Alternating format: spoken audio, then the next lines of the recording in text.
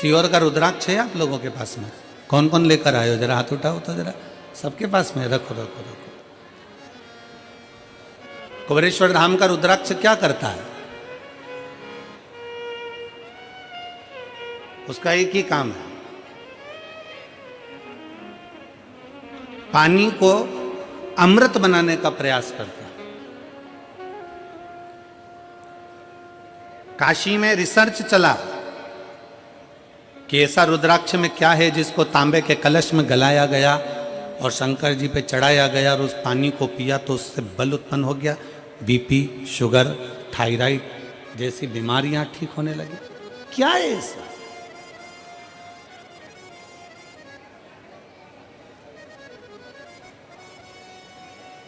हम कहते हैं शिव महापुराण के अंतर्गत एक मुखी से लेके 14 मुखी तक रुद्राक्ष का वर्णन किया गया। शिव महापुराण में एक मुखी से लेकर 14 मुखी तक रुद्राक्ष का वर्णन किया गया और एक भी रुद्राक्ष, कोई कहता है कि एक मुखी रुद्राक्ष ज्यादा प्रबल होता है, कोई कहता है 2 मुखी प्रबल होता है, कोई कहता है 3 मुखी प्रबल होता है, कोई कहता है 5 मुखी प्रबल होता है। सारे रुद्राक्ष कोई ना कोई कहता है कि ये बहुत प्रबल होता है। फिर किसी ने कहा गुरुजी एक मुखी रुद्राक्ष कहीं मिलता है क्या? हमने कहा आज के जमाने में एक मुखी आदमी नहीं मिलता तो रुद्राक्ष की बात करते हैं। आज के जमाने में आदमी नहीं मिले, अपनी पार्टी हार जाती है तो लोग दूसरे की पार्टी में चले जाते हैं, आदमी एक मुखी नहीं रिया तो यहाँ रुद्राक्ष की क्या बात करते? इधर दाल नहीं गली तो उधर पहुंच गए, उधर दाल नहीं गली तो उधर पहुंच गए, उधर दाल नहीं गली तो उधर पहुंच गए। दिन भर डोलते रहते हैं, दिन भर।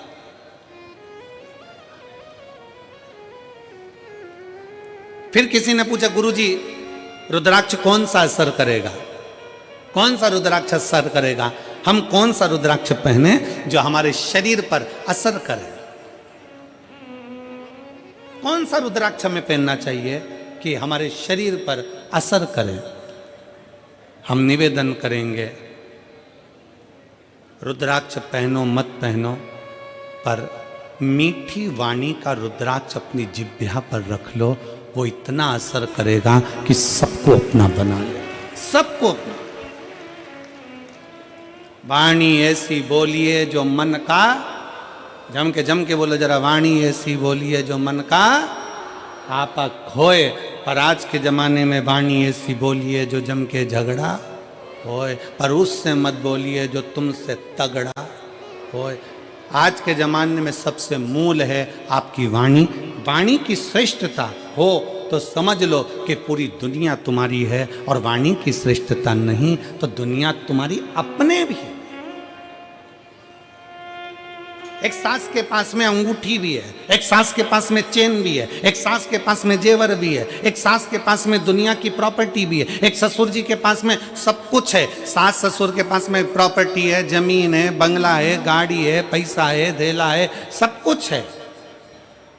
और मान लो उसकी वाणी अच्छी नहीं हो तो घर में 4 बेटे, 5 बेटे, 3 बहुएं, 4 बहुएं, 5 बहुएं, कोई उसका होगा? जम के बोलो जरा। वाणी से अमृत बनाना सीखो। लोग कहते हैं गुरुजी कौन सा रुद्राक्ष? ठीक है, शिव महापुराण में 1 मुखी से लेकर 14 मुखी तक रुद्राक्ष का वर्णन है। स्कंद पुराण के अंतर्गत 1 मुखी से लेकर 21 मुखी तक रुद्राक्ष का वर्णन है। लिंग पुराण में रुद्राक्ष की महत्वता है। ये रुद्राक्ष कौन सा हमारे लिए अच्छा होगा, कौन सा रुद्राक्ष पहनना चाहिए, कौन सा रुद्राक्ष धारण करना चाहिए, शिव महापुराण की कथा कहती है जो भी रुद्राक्ष उत्पन्न हुआ वो भगवान के नेत्र अश्रु से उत्पन्न हुआ।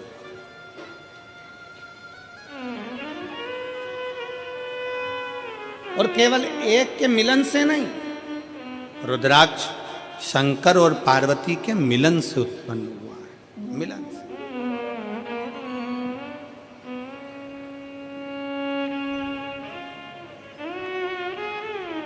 मेरे ओघड़नाथ, मेरे भोलेनाथ, मेरे शंकर, मेरे त्रिकालदर्शी, कैलाशी, अविनाशी, एलईडियां चालू करवाइए पीछे की एलईडी। और बड़े आनंद में विराजमान थे। तभी माँ जगत जननी भगवान शंकर के पास में आती हैं और उनके नेत्रों को अपने हाथों से बंद कर लेती हैं।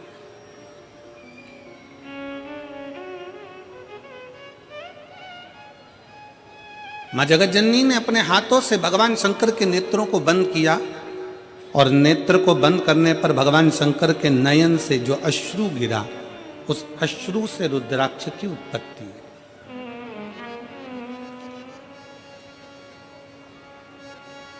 अब यहां पर यह वर्णन नहीं आया कि अश्रु से एक मुखी रुद्राक्ष हुआ, कि अश्रु से दो मुखी रुद्राक्ष हुआ, कि अश्रु से तीन मुखी रुद्राक्ष हुआ, कि चार मुखी हुआ, कि 14 मुखी हुआ, कि 21 मुखी हुआ।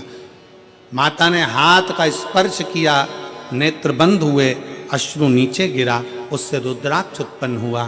शंकर भगवान का पुत्र है रुद्राक्ष, शंकर भगवान का स्वरूप है रुद्राक्ष, शंकर भगवान का प्रतिबिंब है रुद्राक्ष। इसलिए शिव महापुराण की कथा कहती है, एक तो पंचाक्षर मंत्र नमः शिवाय, षडाक्षर मंत्र ओम नमः शिवाय, श्री शिवाय नमस्तुभ्यम और रुद्राक्ष, ये वो हैं जिनका एक स्पर्श मात्र, जिनको नजदीक में रखा जाए तो जीवन का एक सुख अपने आप उसके करीब में आता चले जाता।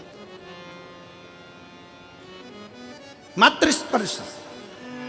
शिव महापुराण की कथा कहती है कि रुद्राक्ष कोई सा भी हो, 1 मुखी हो, 14 मुखी हो, 21 मुखी हो, 15 मुखी हो, 11 मुखी हो, 10 मुखी हो, 5 मुखी हो, 4 मुखी हो, पर इतना याद रखना, कोई सा भी रुद्राक्ष हो, अगर आपके गले में पड़ा हुआ है, अगर वो रुद्राक्ष आपके गले में है, चाहे स्त्री हो, चाहे पुरुष हो, चाहे बेटी हो, चाहे बेटा हो, अगर उसके गले में रुद्राक्ष पड़ा हुआ है तो किसी दुनिया के व्यक्ति की सामर्थ्यता नहीं है कि वो आपको धोखा दे दे और आपसे छल कर कर चले जाए।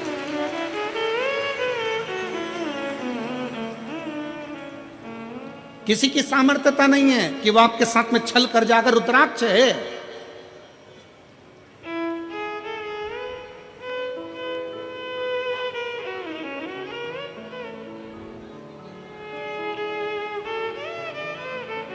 और प्रयास करो,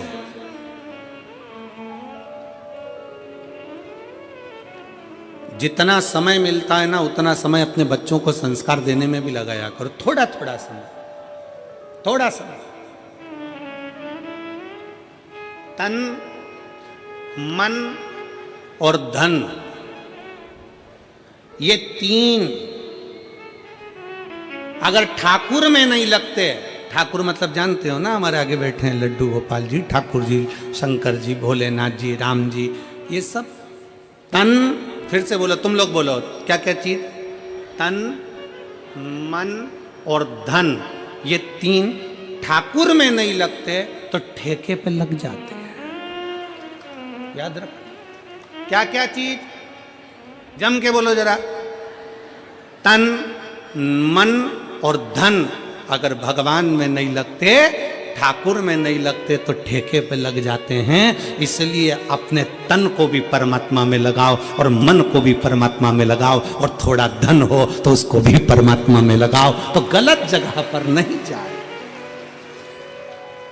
ये गलत जगह पर नहीं पहुंचेगा। और याद रखना, अगर घर के बच्चे तुम्हारे गलत संगति में जा रहे हैं, कहीं ठेके तक पहुंच रहे हैं, मदिरा की दुकान तक पहुंच रहे हैं, गलत व्यसन तक पहुंच रहे हैं, समझ लेना कि कहीं ना कहीं हमारी चूक हो रही है।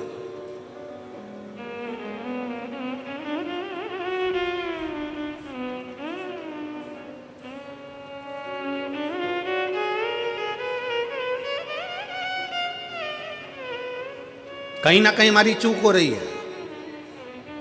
जब माता सती भगवान शंकर से विवाह करती हैं, जब माता सती भगवान शिव से विवाह करती हैं, तो भगवान शंकर से विवाह कर कर माता सती बड़े प्रेम से, आनंद से, उत्साह से, आनंद के साथ रहती हैं।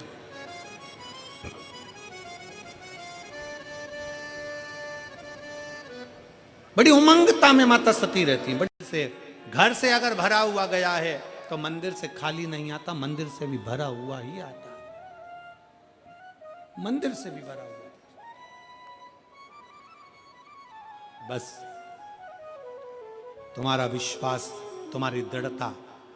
ब्रह्मा जी गए ऊपर शीश देखने के लिए, केतकी के पुष्प को लिया है, गौ माता को लेकर आए, केतकी का फूल भी झूठ बोल दिया, गौ माता भी झूठ बोल दी, भगवान शंकर जी ने श्रापित कर दिया। आखिरी में ब्रह्मा जी झूठ पर झूठ बोले तो उनका शीश कट गया, शीश कटकर दूर गिरा। शंकर भगवान की स्तुति भगवान नारायण ने करी, तब वो शीश ने बट वृक्ष का रूप धारण कर लिया। शंकर जी उस बट वृक्ष के नीचे विराजमान हो गए। शिव जी का नाम बटकेश्वर महादेव पड़ गया।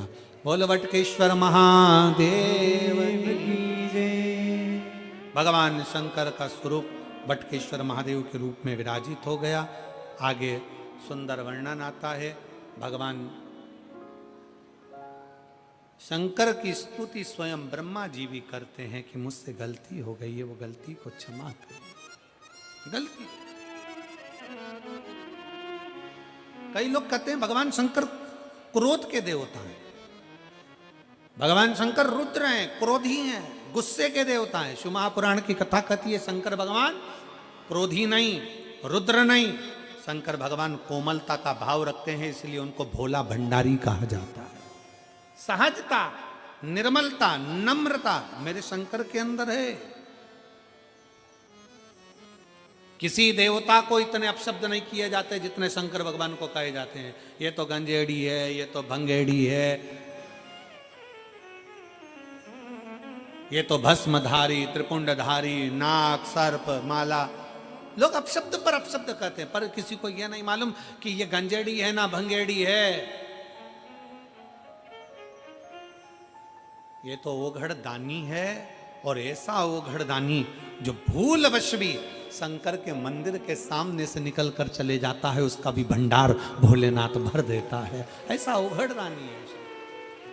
भगवान ब्रह्मा विष्णु महेश की झांकी का अपन दर्शन कर रहे हैं। भगवान बेटा देकर भेजी है, क्योंकि बेटी के जीवन में पेट्रोल पंप देखा, गाड़ी देखी, बंगला देखा, और मालूम पड़े कि लड़का कहीं गलत विचारों से जुड़ा हुआ मिल गया तो बेटी को रोना नहीं पड़ेगा। अपनी मेहनत खुद करना जानती है, अपना परिश्रम खुद करना जानती है। इसलिए बेटी को कन्यादान में अगर कुछ देना चाहते हो, बेटी को कन्यादान में कुछ प्रदान करना चाहते हो, वो सतयुग था, वो त्रेता था, वो द्वापर था, पर कलयुग का सबसे बड़ा कन्यादान अगर कुछ है तो एक माँ बाप अपनी बेटी को अच्छा पढ़ाएं, अच्छा विद्याध्ययन कराएं, उसको काबिल बनाएं और उस पद तक पहुंचाएं कि तुम्हारी बेटी जिस दिन तुमसे मिलने के लिए आए तो खुश होकर कहे, पापा आज मेरा प्रमोशन हो गया, आज मैंने फिर एक कंपनी में आगे बढ़कर नौकरी करी है, पापा आज मुझे सम्मान मिला है, पापा आज मैंने ये किया है।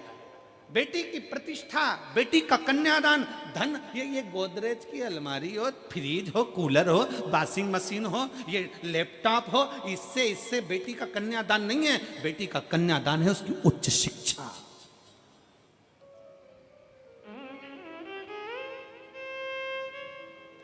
बेटी का कन्यादान है उसकी अच्छी पढ़ाई।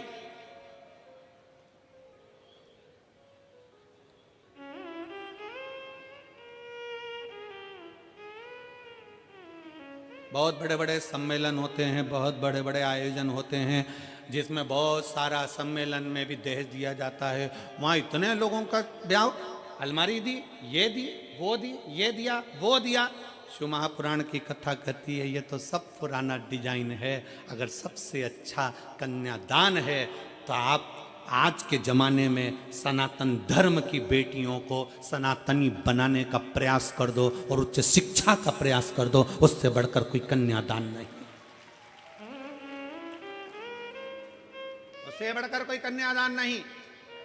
और फिर कथा में आइए, माता सती के विवाह में कन्यादान में ढेर सारा आभूषण, रतन, माणिक, मोती, सोना, चांदी, हीरा, पन्ना, अंबर, पीतांबर, गाड़ी, बंगला सब दिया गया। फिर माता पार्वती जी का विवाह हुआ तो कन्यादान में कुछ नहीं दिया गया। क्यों? क्योंकि हिमालय राज की बेटी माता पार्वती भगवान शंकर की भक्ति में लीन थी। हिमालय राज ने देख लिया कि मेरी बेटी ने अच्छी शिक्षा ग्रहण कर ली है, अच्छा विद्याध्ययन ग्रहण कर लिया है, तो मेरी बेटी को अभी दहेज के समान की नहीं, मेरी बेटी तो खुद संस्कारित है। जिस घर में जाएगी वहां बंगला बना देगी, जिस घर में जाएगी वहां आभूषण ले आएगी, जिस घर में जाएगी वहां अंबर पीतांबर हो जाएंगे।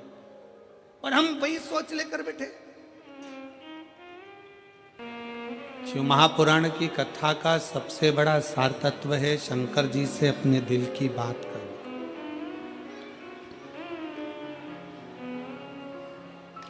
दिल से बाबा को प्रार्थना करो, दिल से बाबा को निवेदन करो। आज बाबा का प्रागट्य महोत्सव भी है। भगवान शंकर का ज्योतिर्मय स्वरूप आज ही के दिन प्रकट हुआ था, इसलिए बाबा के भाव से निवेदन कर अपने दिल की बात कही। सब साथ में बोलेंगे।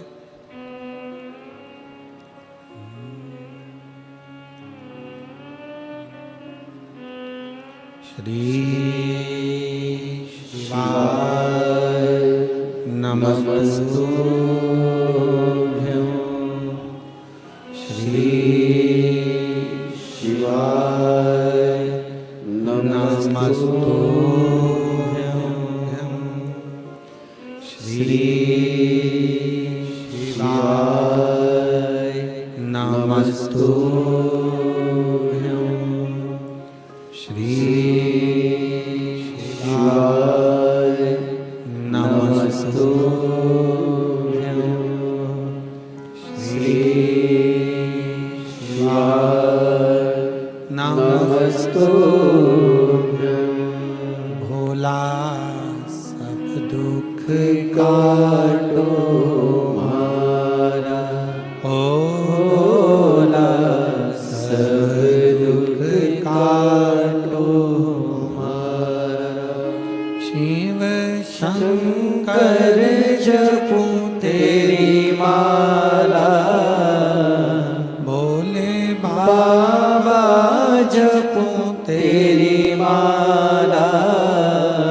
भोला सब दुख काटो मारा, ओ भोला सब दुख काटो मारा। वेश है मंगल मंगलकारी,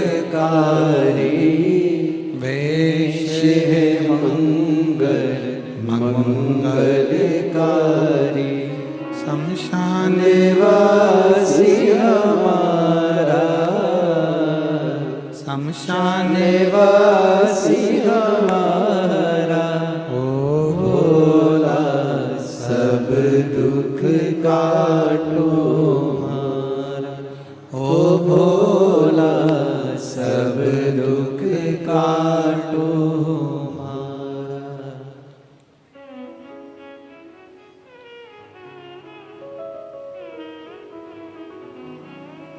भगवान शास्त्र कहता है माँ ब्रह्माणी, ब्रह्मा जी की धर्मपत्नी माता सरस्वती स्वयं सामने आकर खड़ी हो जाती थी और पार्वती मैया सम्मुख में आकर जब शब्दों का उच्चारण करना प्रारंभ करती थी तो माता सरस्वती भी स्थिर होकर देखती थी।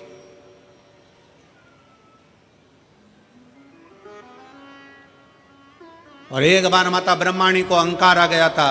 ब्रह्मा जी के सम्मुख में ब्रह्माणी ने कह दिया था, सारे स्वर मुझ में समाये हैं, मैं स्वर की देवी हूं। सारे स्वर मुझ में समाये हैं, मैं स्वर की देवी हूं। सब कुछ मुझ में भरा हुआ है, मैं ज्ञान की देवी हूं। तब माता पार्वती जी ने सरस्वती को बिठाकर कहा था, सरस्वती ऐसे शब्द कभी ना बोलिए, अहंकार के शब्द अपने भीतर ना आना चाहिए। तब सरस्वती माता भरी सभा में जब विराजमान थी और सभा के अंतर्गत जब स्वरों का ज्ञान प्रारंभ हुआ था, तब माता सरस्वती को फिर अभिमत्ता का भाव उत्पन्न हो गया था। तब देव अधिदेव महादेव ने माता सरस्वती के सम्मुख में जो संगीत का स्वर अपने डमरू की नाद से दिया, वो देते ही माता सरस्वती स्तुब्ध हो गई, चुप हो गई, मौन।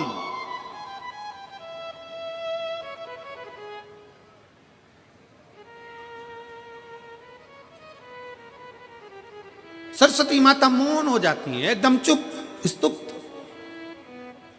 और आज भी मेरे शंकर भगवान को अगर संगीत का कहीं क्रम होता है, नृत्य का कहीं क्रम होता है, तो सबसे ज्यादा किसकी मूर्ति रखाती है? नटराज की।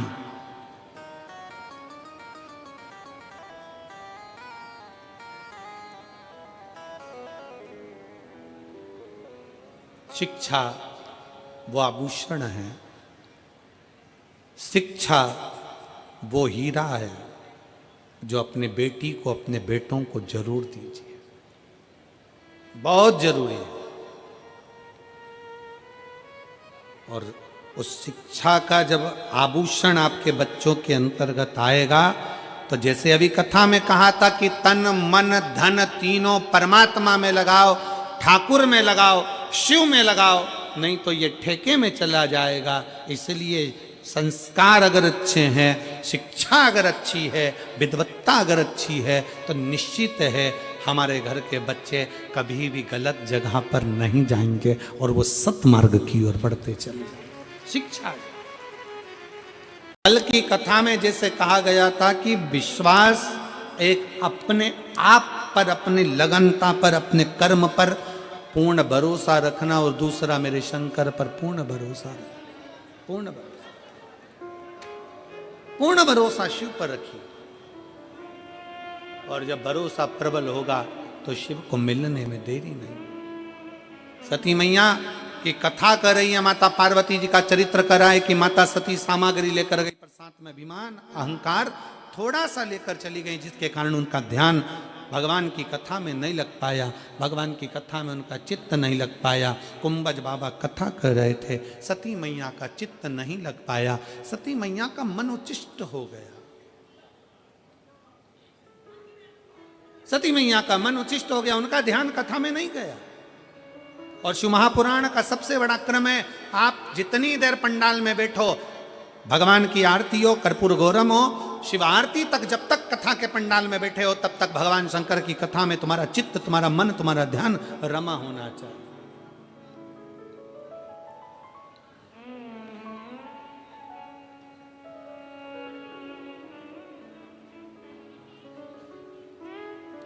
जितनी देर कथा में चित्त लगाओगे, शिव की दृष्टि में तुम खुद स्वयं आओ। कथा कर रही है, समय आया, मां सती पहुंच तो गई थी भगवान शंकर के पास में, निवास भी करा था माता सती ने, पर कभी कभी कोई कोई शब्द ऐसे हो जाते हैं जिन शब्दों में अभिमतता नजर आने लगती है, अहंकार।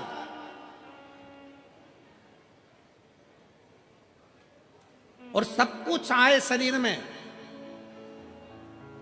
पर कभी अभिमान अपने शरीर में मत आने देना, अपने मन में मत आने देना, अपनी दृष्टि में मत आने देना। अभिमान, अहंकार, अहम अपने भीतर ना आने।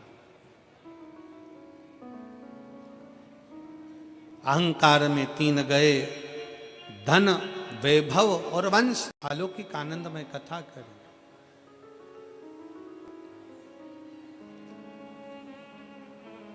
एक बार ब्रह्मा जी के भीतर भी, जैसे रावण को भगवान शंकर ने जाकर पूछा, राम जी से जाकर पूछा, रावण को तुम्हें कुछ चाहिए, सामने राम होंगे युद्ध में, तो बोलो कुछ दे दिया जाए। नहीं, राम जी से कहा कि तुमको कुछ चाहिए, तो राम जी ने केवल इतना ही मांगा कि रावण के जब प्राण छूटे तो शंकर भगवान आपका भक्त आपके धाम पर चले जाए। भगवान शिव उसको स्वीकार करते हैं। ऐसा ही एक क्रम शिव महापुराण के अंतर्गत आता है कि ब्रह्मा जी के मन में भी एक बार अभिमत्ता झांकी, ब्रह्मा जी के हृदय में भी एक बार कुछ अहंकार उत्पन्न, और फिर निवेदन है, ये थोड़ा सा जो अहंकार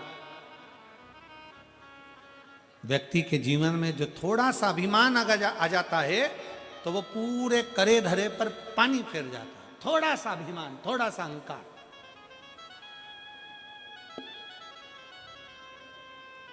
ब्रह्मा जी के भीतर भी अभिमत्ता थोड़ी सी प्रकट हो गई, और ब्रह्मा जी के मन में आ गया कि मैं सृष्टि का पालन करता हूं, मैं सृष्टि का पालन करता हूं, सब कुछ मैं हूं, सर्वस्व में हूं,